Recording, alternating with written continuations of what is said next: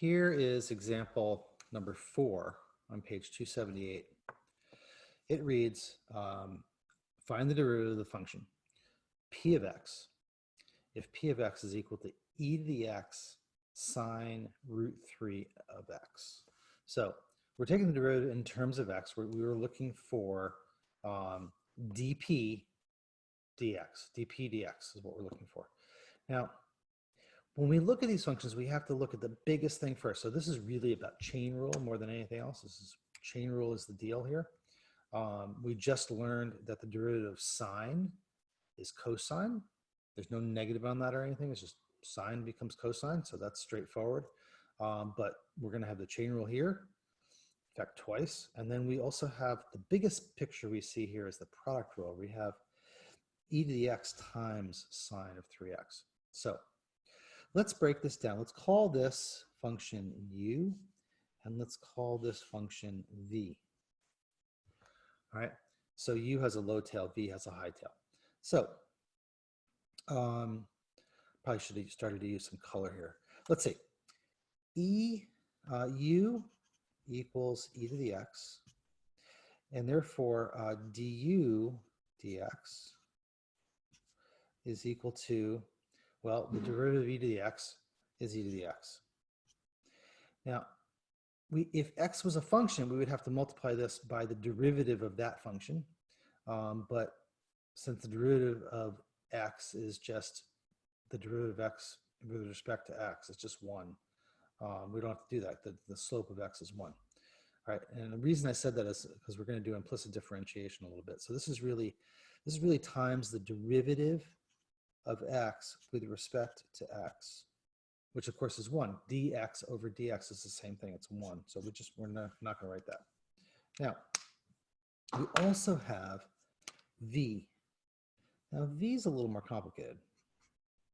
So v, this section, is sine of root 3x. We might want to rewrite that before we start. So the function v is equal to sine of 3x raised to the 1/2, right? The square root. So that's going to be easier to deal with than the square root. So now we don't have product rule here. This is not sine x times this thing. This is a derivative. This is a function within sine x, right? So we have the chain rule. So dv dx is equal to sine, the derivative of sine is cosine. We leave the inside alone, so I'm actually going to rewrite it the original way. Multiplied by the derivative of 3x to the 1/2. Multiplied by the derivative of 3x to the 1/2 with respect to x. All right, so what's that derivative? Let's see, this is cosine. Still see on the page? Yeah, cosine of 3x times, let's see, the derivative of 1/2 3x. So we have 1/2 out in front. 3x stays there. The 1/2 gets a 1 subtracted from it.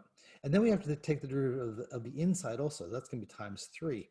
So if we're going to multiply this times 3, we could change this to 3. All right, 3/2 instead. All right, so that's another way of multiplying this thing by 3.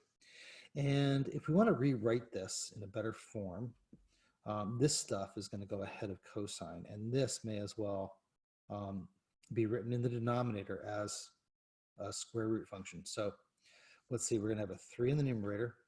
In the denominator, we're going to have 2 root 3x. So that's all of that stuff. 3 in the numerator, 2 in the denominator, 3x is a square root in the denominator, times cosine 3x, which I can put on the top. Cosine root 3x. Now, Mr. Parr might want you to rationalize this denominator. I don't particularly care, but realize that if you multiply this by the numerator up here, it doesn't multiply by the argument inside cosine. It has to multiply by the 3. You would wind up with 3 root 3x. And then you would wind up actually reducing that 3. But let's just leave it just like that. So this is dv dx. Okay. Now, in order to do the product rule in general, let's go back to blue. We need to take u times the derivative of v plus v times the derivative of u. It's up there. Okay, so dp dx, the derivative of p of x, dp dx, is equal to u, that's e to the x, times the derivative of v, that's this thing. That's this mess. So we'll put a 3. It actually simplifies nicely, but I'm not going to bother. Cosine root 3x. Make sure you clearly show what's inside that root. Divided by, you can put the division all the way across here, 2 root 3x. Okay, that's u times d of v plus v times d of u. So again, we wind up with e to the x here, and we're going to multiply it by this. So e to the x, actually, I'll write this one down, sine of root 3x. All right, and you're done. Now, did it ask us for the second derivative?